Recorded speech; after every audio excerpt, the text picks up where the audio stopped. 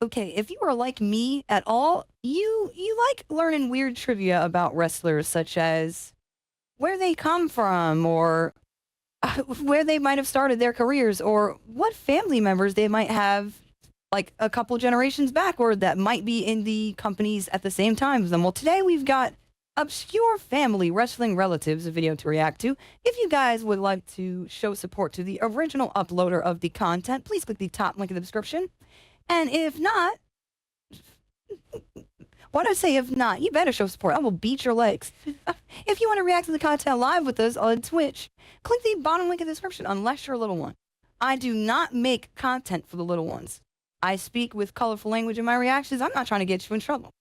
If the algorithm brought you to me, guess what? You're trapped here now. You can't go. And if you do, I will chase you. You will never see me not in your recommended. I promise you. You shouldn't have clicked it. You're stuck here now. You might as well subscribe. That being said, let's do this. We're going to react to this video together. I'm with you for at least 15 minutes. Let's go. In prior videos, we've talked about wrestlers who had notable family members who were also in the industry. People like Cody and Dustin Rhodes, Roman Reigns and The Rock, or Braun Breaker and Rick Steiner. But what about those more obscure family relations in wrestling who many aren't aware of? Well, that's exactly what we're going to be looking at right now, starting with Magnum TA and Tessa Blanchard. Yes. Uh-oh. Well, we're starting off with one of the canceled wrestlers I see. Yikes. Everyone who's a fan of the 80s Jim Crockett promotions will know exactly who Magnum TA is. After all, he was, in many ways, the one that got away in the sense that he was supposed to be the next big babyface star of the territory, with this only being taken away from him after a car accident ended his career prematurely. And everyone who's a fan of modern-day wrestling also knows who Tessa Blanchard is, as her level of notoriety has taken her to the point of infamy now. What many people don't know, however, is that both of them are close family. How could this be? Well, after Tessa's father Tully, himself a major star of 80s wrestling and founding member of the Four Horsemen, split with his wife while the youngster was still a child, Tessa's mother would marry again. And this time, it would be in the form of a different wrestler, and this wrestler would be none other than Magnum TA, with this making the by then retired wrestler the stepfather of the future TNA star. Not that Tessa didn't remain close with her birth father during this period, of course. No, they remained as tight as ever, and so it was then that years later, Tessa decided to follow in both Magnum and Tully's footsteps and step into the ring herself, with her from there going on to become an absolute phenomenon of women's wrestling and seemingly the next big thing in waiting, all until she got into some major controversy a few years ago behind the scenes. And with her recently returning to TNA, she's looking to make it to the top all over again.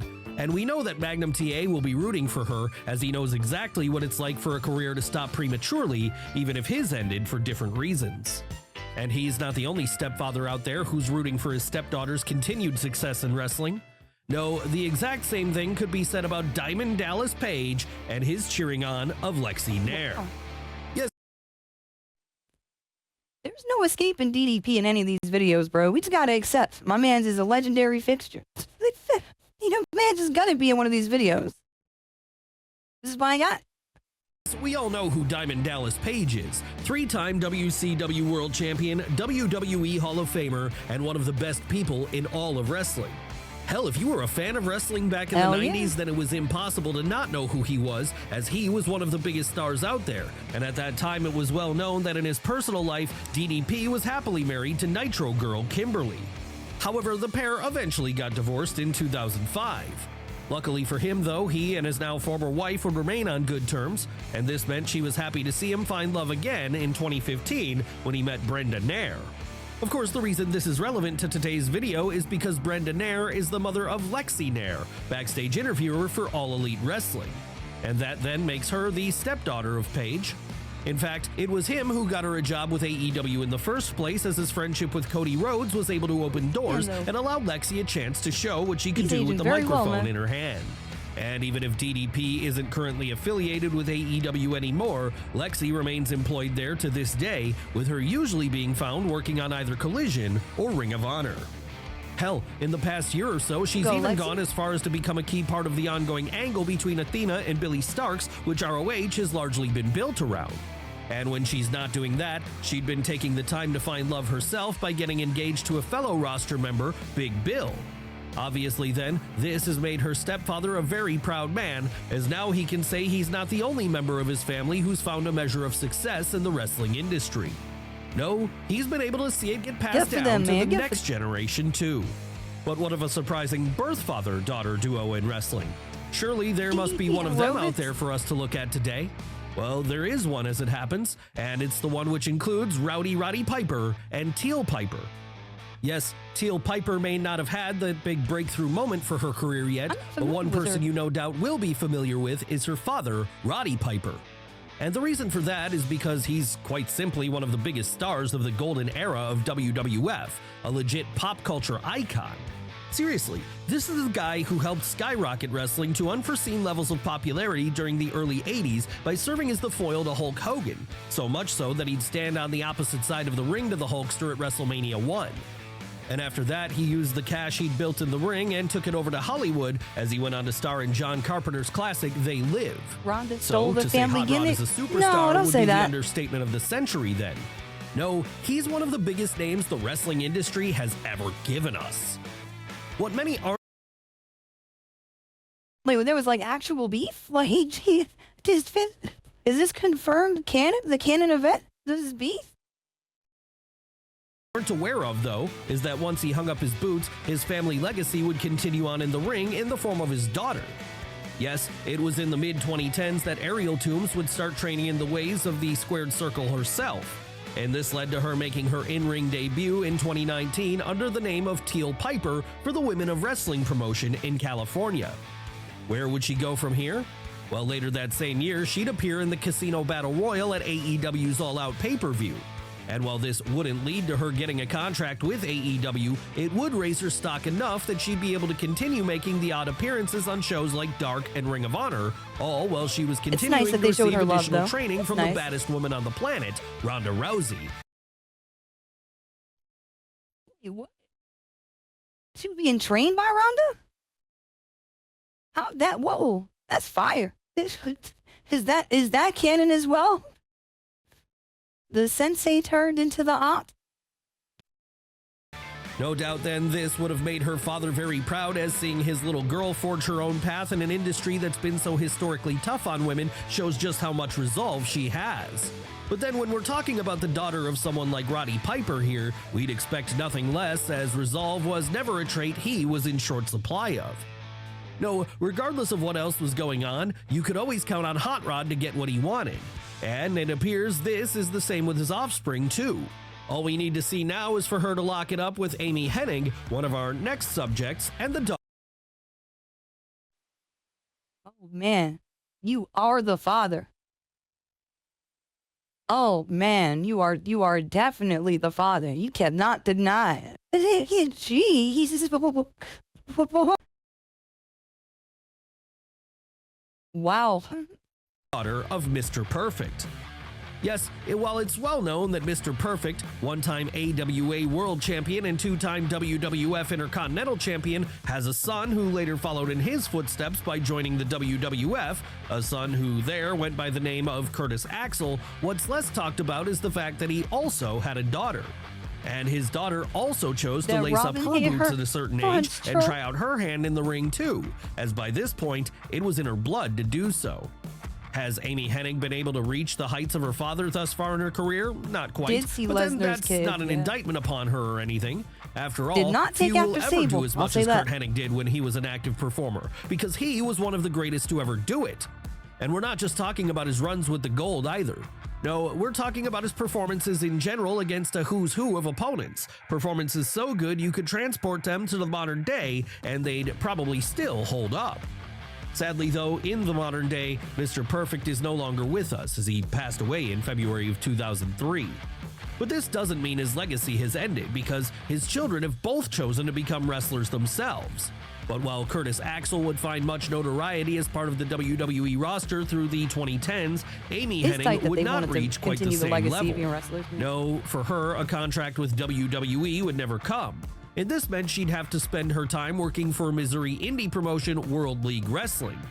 Unfortunately, though, this would not be enough to see WWE change their minds about hiring her, and so it was that in late 2010, just 2 years after her career began, she'd make the decision to retire. But even if this was the end of her run, we're sure her father would have been proud of what she'd accomplished anyway, as while she may not have been as perfect as him, she was able to carry on his family name in her own small way and keep the Hennig flame alive. But let's move away from fathers and daughters for a moment and on to fathers and sons instead, as it's within this dynamic that we find our next subjects, Devon Dudley and his boys, Terrell and Terrence Hughes. I did not know Devon's kids were wrestlers. That's got to be cool to have such like a legendary father. What? My man is a straight up hardcore legend. Like what? You know them kids is fucking up the fucking crib. They were definitely jumping off shit in the day of They were jumping off shit in the day of Liver Roof. You know it. It said Devon, Jack the Chicks. Now again, like with so many of the older generation we've looked at today already, you likely don't need us to tell you who Devon Dudley is, especially if you were someone who was a fan of wrestling during the 90s and early 2000s boom period.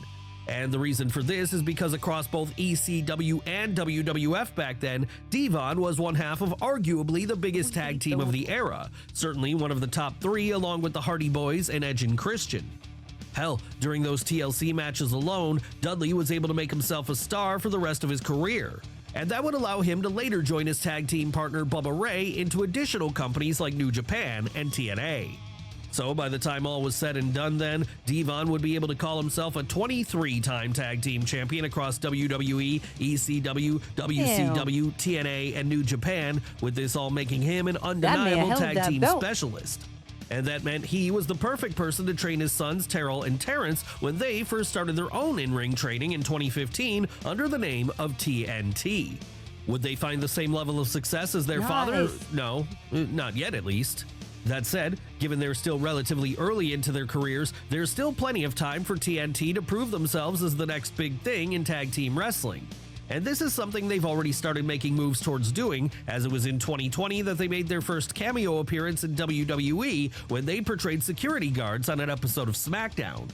Then, once that was over, they'd get a few chances to appear on AEW programming, mostly on episodes of Dark.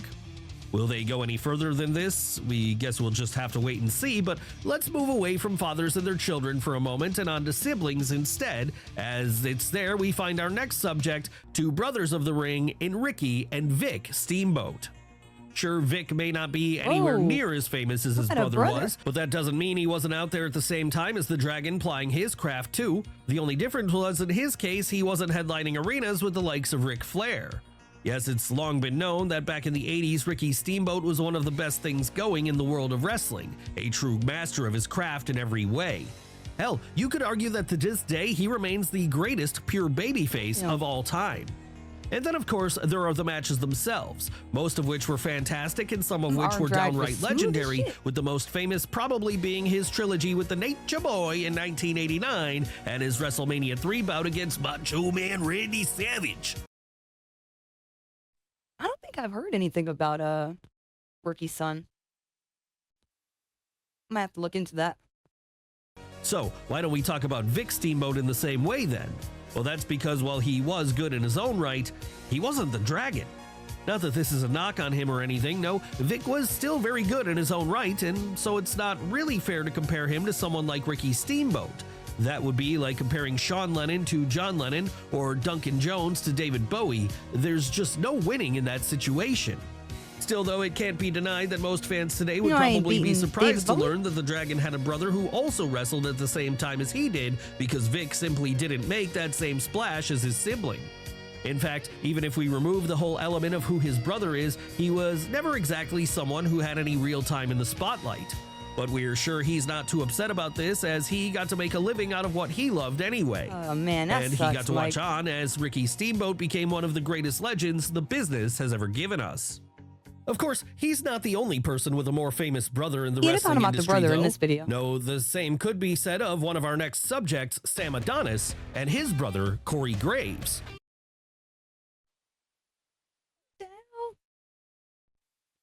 He looks like a bizarro version of Corey Travis. What the hell? He's like a dog being given a human form. He looks very, very cool, very chill guy. I like this guy.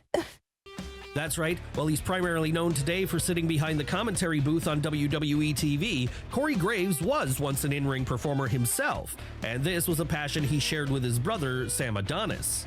Unlike Sam, though, Corey was ultimately able to make it to the WWE when, after spending 11 years plying his craft on the indie scene, he was able to get signed to a developmental contract in 2011.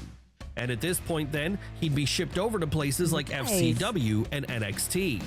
Unfortunately for the Pittsburgh native, however, despite having some early good showings against the likes of Seth Rollins and Husky Harris, before he could make it to the main roster, he'd find himself falling prey to injury, namely some pretty bad concussions.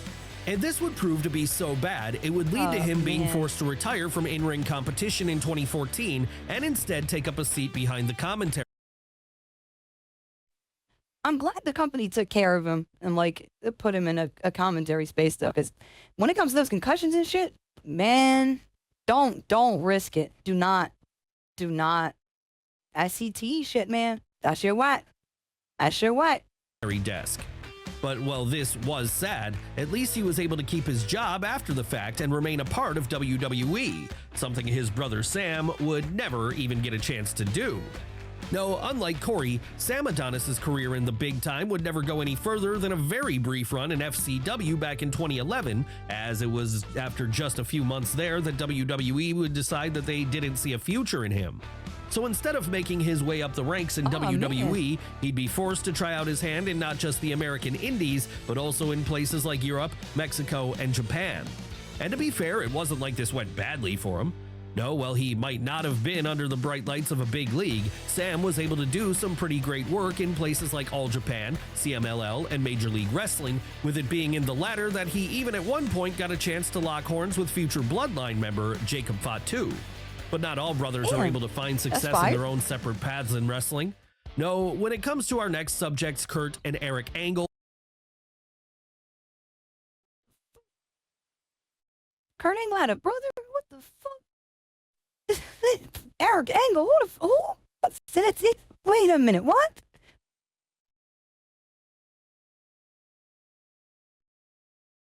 Also, I just saw this typo. Has this been typoed this whole time? The two B's? I thought of obscure family members. It has been. It has been. What the shit? One very much became a star, and the other never quite made it work out in the wrestling business. That's right, after wrestling for a while on the indie circuit, the biggest thing Eric Angle did was pretend to be his brother during an episode of SmackDown in the lead up to WrestleMania 19 in order to screw with Brock Lesnar. Outside of this, though, the only Angle who was a really big deal in WWE was Kurt. Oh, they were the first ones to do Twin Magic. From his debut in late 1999, it immediately became apparent he was an absolute once-in-a-generation level of talent. Someone who, despite having never competed in professional wrestling prior to this, would become an all-time great in incredibly short order.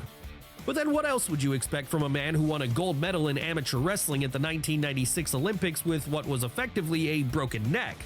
Really, it should come as absolutely no surprise he ended up being as good as he was, and it should absolutely not be shocking to learn that when he left WWE in the mid-2000s, he proved to be equally as good in TNA as well. That said, this aptitude for wrestling doesn't appear to have passed over to his brother, because in the case of Eric Angle, he never reached those same heights. Hold on, wait a minute. No, while he was also a star amateur wrestler in high school who would later move on to a career in the pros, Eric just wasn't on the same level of Kurt in either field. And this meant that rather than go to the Olympics in 1996, he'd have to watch his sibling do his thing on TV instead. But at least this meant that when Kurt won the gold and later parlayed this into a career in the squared circle, it would open the door for Eric to get a job in WWF too, right? Well, not exactly. Because while he would get an opportunity, this would not lead to him getting signed up to a full-time contract. No, instead of becoming a WWE superstar, Eric Angle would have to make a short career for himself on the indie circuit, the place he wrestled all the way up until he retired a couple of years later in 2003.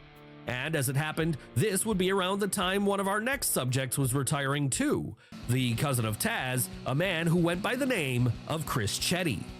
Yes, well, back in the 90s, Taz was one of the biggest stars of Paul Heyman's renegade band of misfits, which made up the Extreme Championship Wrestling roster. He wasn't the only member of his family who... I used to think Taz was so cool. he's still cool. Taz was a fucking suplex machine. Little ass dude just flipping fellas. was in that locker room. No, there was also his cousin Chris Chetti there too. Of course, Chetti never managed to reach the heights that the human suplex machine did. But then very few reached those heights, as back during the mid-90s, Taz was able to put on a string of classics against the likes of Sabu, Bam Bam Bigelow, and Shane Douglas, all while he was winning the ECW World title on 2 separate occasions, and even creating his own belt, the FTW title. And that's not all Taz did throughout his career either. No, after leaving Philly behind in 2000, he'd go on to have runs in WWE, TNA, and AEW, the latter of which he remains in today as a color commentator for Dynamite, with this allowing him to watch on from the ringside area as his son Hook does his thing. It's just a shame then that Chris Chetti was never able to find work for any of these promotions, and part of the reason for that is because he was never able to break out of the pack in ECW originally. Yes, well, he might have been a solid hand in matches against opponents such as Mikey Whipwreck, Steve Corino, and Shane Douglas. The New Yorker was never really able to translate this into superstardom. And that meant that when ECW went under in early 2001, he would not be offered a WWE contract. No, instead he'd spend what remained of his career working on the indie circuit, watching as his cousin went from strength to strength until he eventually retired altogether in 2005. Yes, things aren't always meant to be for one member of a family finding the same level of success as others. And if you need another example of this being true, you only need to look to one of our next subjects, Barry Orton, the uncle of Randy Orton and brother of Cowboy Bob Orton. That's right, well, the Orton clan are rightfully regarded as one of the most legendary in WWE canon today, what with Randy being a 14-time world champion, Cowboy Bob being a part of the first ever WrestleMania main event, and the patriarch of the family, Bob Orton Sr., being a star of the territory days. There is a forgotten member of their crew who isn't talked about enough, and that is Barry Orton. But then it's easy for him to be overshadowed for the reasons we've already mentioned.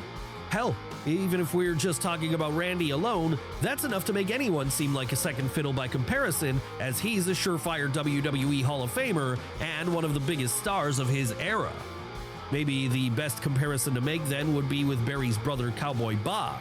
After all, while he was a star, he was never one on the same level as his son. I don't think I ever heard of him, bro. He was always someone who fell more into that category of good hand who could work with a babyface on any given night and make them look like $1 million in the process.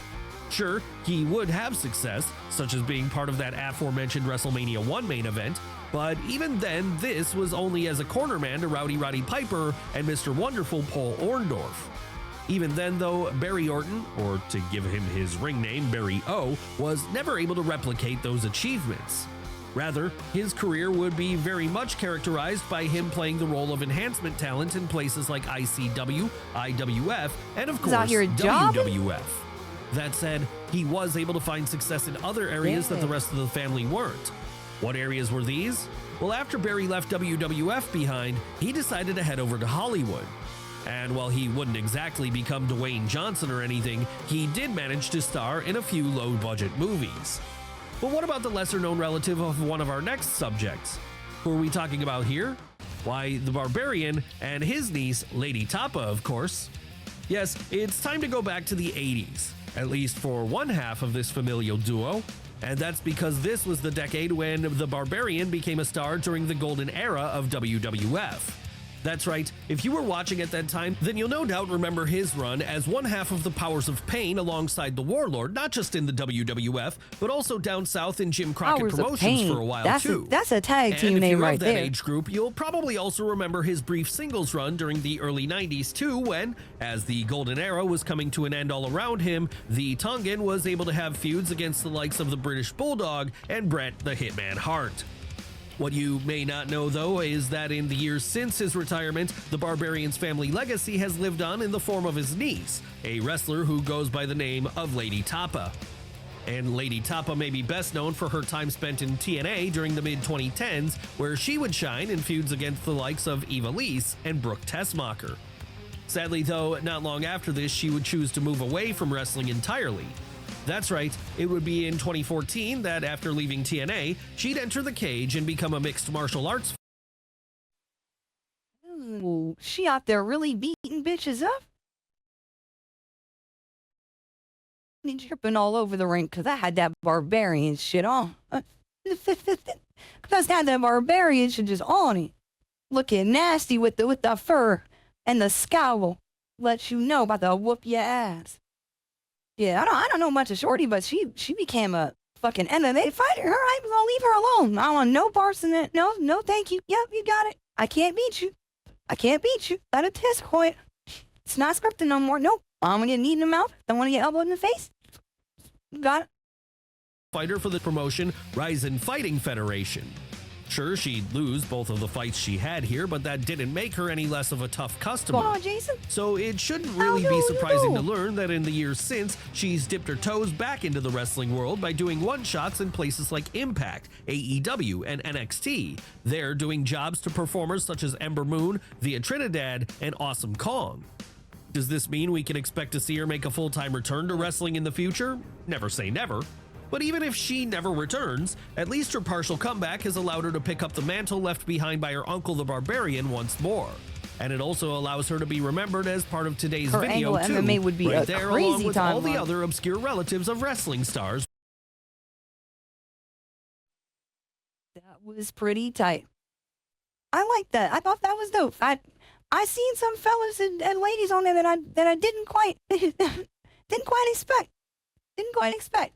I'm actually still kind of hung up on the damn the Ronda Rousey and Roddy Piper daughter situation. Like I need to look into the lore of that. How did I miss that whole fucking arc? I need to see what's going on there. I like learning. I like to learn. If you guys like to support the channel that we just reacted to, please click the top link in the description. Please and thank you. If you don't do it, I'm gonna have to visit you, and it's not gonna be the type of visit you want. All right, we're not gonna play any video games. I'm pulling up with a hammer, right? And I'm not gonna tell you what's gonna happen with that hammer. But you better show them some support. If you want to react to content with us live on Twitch, you know where to look. I don't gotta say it to you. Come on, you know this by now. Need something else to watch? We got playlists all over the channel, or you can look in your recommended, because now YouTube is gonna do my bidding. It's gonna do my bidding, right? YouTube knows what you want. Hang out with us. Don't call the Ghostbusters. I'll find you.